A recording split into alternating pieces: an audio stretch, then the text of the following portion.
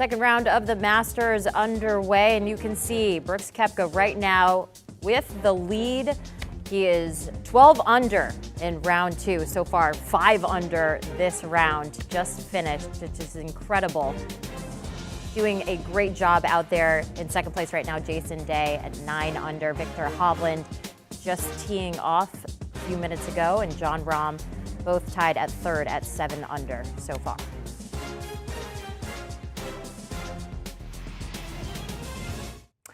All right, Brooks Koepka, he has been so impressive now entering 2023. He had not had a single round under par at Augusta since 2020. His opening round 65, the lowest round of his Masters career. Now, Kyle, you had a great piece that went up overnight on CBSSports.com about the revival of Brooks Koepka. Why do you think Koepka's back? He's been so impressive out there.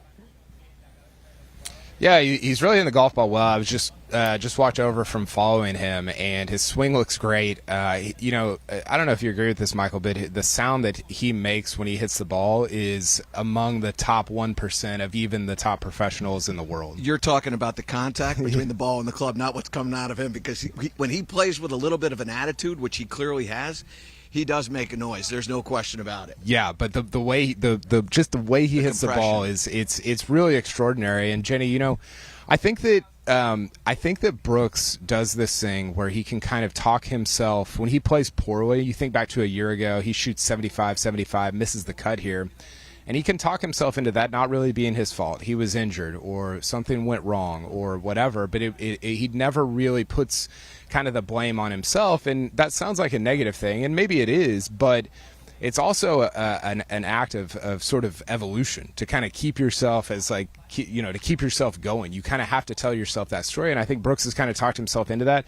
He's talked himself into the fact that he's healthy this week, and I think we're seeing the result. Well, and also, too, he's coming off a win. Let's not forget that, right? But I think one of the things that all great players do is they have a way of looking at the positives and also, too, looking at what they think they're capable of. This is a golf course that certainly agrees with his talent. Brooks Koepka has plenty of distance, the ability to hit it high, and certainly the ability to work it both ways. But the other thing that's so impressive to me this week is how he's putted. You've seen him out there.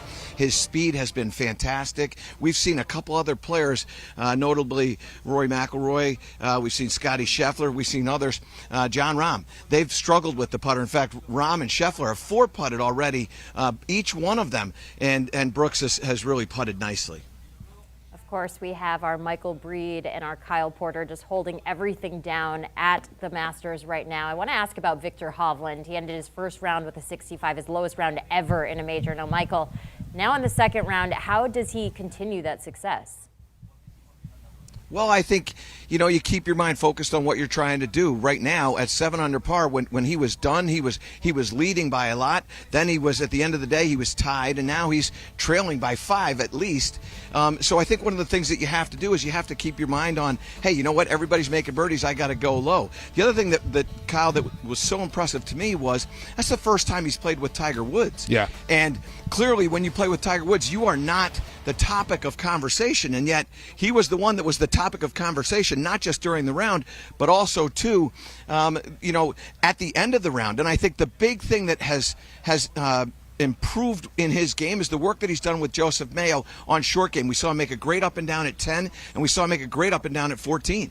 Yeah, and I think that's going to be the part that I'm watching for on Friday, Saturday, into Sunday if he's still in contention, because there's a difference in short game on Thursday and on Saturday when it's when it gets a little tight. So I'm fascinated by how that goes. He's somebody that is talented enough as a ball striker to put himself in position to win. But to actually win, you got to get some breaks. You got to hit some really difficult shots under pressure. Remember Scottie Scheffler last year on number 3. A couple years ago, Hideki gets up and down on 18 on Saturday night. Jordan Spieth got up and down on 18 on Saturday night when he won back in 2015. There's always a moment. DJ on number 2 in the final round in 2020, he hits this really tight lie shot over a bunker to kind of save a stroke there. So there's always a moment where these leaders get themselves into a really difficult position at Augusta National, have to hit a really kind of thin, spinny shot, and I'm interested to see how Viktor Hovland performs in that moment. This is Hovland's 13th career round at the Masters. Yesterday was his first round in the 60s at Augusta ever. We're going to take a look now at Tiger Woods. All eyes, of course, on Tiger there. And he is going for birdie right here. Just misses it a little bit to the right, about 3 feet coming back. He'll be going for par now. Now, guys, the last time Tiger opened the Masters with a 74, he won the tournament. That was back in 2005. And now, we just saw that starting off the second round here. What do we hope to see from Tiger today, Kyle? He has some work to do. Well, yeah, he does have some work to do. I think the cut's probably going to get to even, maybe 1 over, something like that. So he's probably going to have to be under par to make it to Saturday's third round. I think for me, Michael, his putting wasn't great on Thursday. But I thought a lot of it was a result of some poor iron play. He left himself some really difficult putts, 2 putts. I think number 5, he 3-putted. There were just some positions you can't leave yourself on this golf course. And clearly on number 1, already a little bit better in terms of, make a run at a birdie and then leave yourself an easy 2-putt for par. That's the name of the game at Augusta National. And that for me is what Tiger needs to do a little bit better on Friday. I think he's also going to have to maintain patience, which we all know as your Tiger Woods. You come into tournaments, you thinking you've got a chance to win, but you can't win if you don't make the cut. And I think that's on his mind, obviously, as he chases this record of 23 consecutive cuts here at Augusta National. But what I also think is important for him is to be patient. Sit still, wait for your moments, take on the shots. The hole locations out here at Augusta National, because of this weather that's going to be moving through, there are a number of high hole locations. And when you play Augusta National with high hole locations, it becomes very difficult. It's a harder golf course, despite the fact that Koepka's doing what he's doing. It's a harder golf course. You have to take care of the par 5s. You have to make sure you don't get kind of too aggressive on hole locations that don't welcome a shot that might be out of sorts. Maybe you have to turn it in or whatever. You have to alter trajectories. You got to be patient with that. And I think that's an important thing for not just Tiger, but also, too, for Rory McIlroy. That's an important thing for him as well. So it's going to be very interesting for me to see how he orchestrates this round. I'm not so worried about, for the first time in a while, whether his body can handle it. I think it can. It's the putter and it's the patience. You're just talking about Rory there, Michael, and I overheard you speaking earlier, and you said, if there was a year for him to go out, you thought this was going to be his year. Rory clearly frustrated with his opening round at the Masters, 7 shots off the pace heading into Friday at Augusta. Michael, what are your expectations from him in the second round? What do you think that's happening in his mind right now? Well, I think he puts a lot of pressure on himself. Kyle and I were talking about that before we came on air. And he has not played his opening 9 holes the way he would have wanted to. And now he's not just chasing a victory, which I don't know whether he can or not, but he's chasing the cut. And right now, he's outside the cut line looking in. And in order for him to make that cut, Kyle, he is going to have to start to make some putts, and he is going to have to start to take on some shots. And it's going to be very interesting to see how he finishes this second round. Yeah, it is. He's not only chasing the cut, he's chasing Fred Couples, who's 63-year-old Fred Couples, who's 6 up on him, or was 6 up on him a few minutes ago before we came on. I think the weight of expectation, Jenny, of the Masters, it affects Rory a lot. He cares a lot about golf history. He cares a lot about this week and this moment and what winning the Grand Slam would mean, probably more than most players out here, I would say, and maybe even more than he should, and maybe even more than he thinks he should. I think it's very easy for him to get caught up in all of that, and that's a difficult thing to play good golf within. It's difficult when you're caught up in the history of something and you feel the weight of it. It's really hard to play good golf in that moment, and I think that's what we're seeing over the first couple of days from Rory. It's so much of a mental game there, and for Scottie Scheffler as well, 2 over in the tournament right now going on.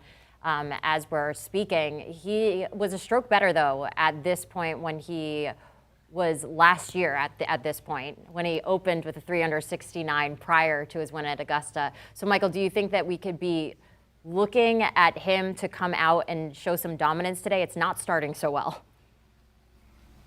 Well, it's not that it didn't start so well. It's more the big question. You talk about what the keys to success at Augusta National. It's being able to hit your irons nicely. He did that yesterday, but he didn't putt very well, which is the other part of the equation. And today, he 4-putted the 9th hole after a beautiful drive and approach.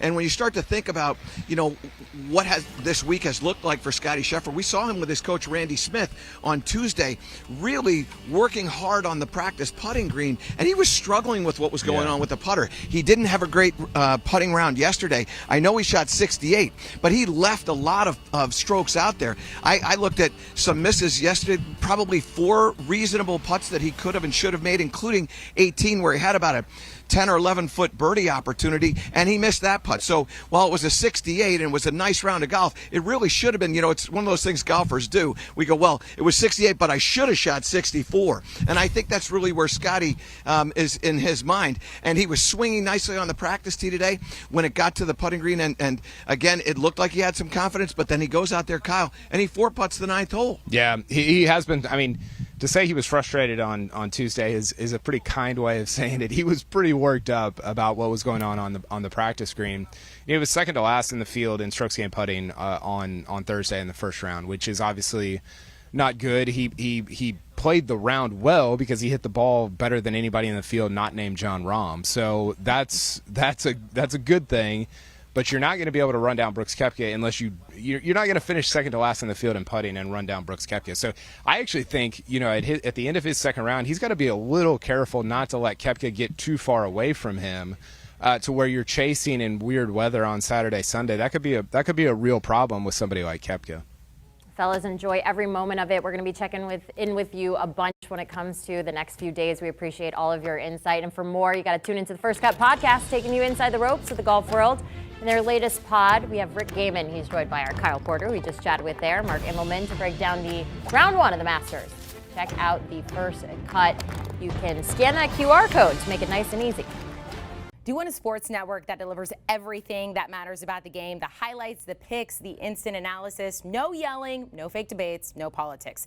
Hit the subscribe button and never miss a moment.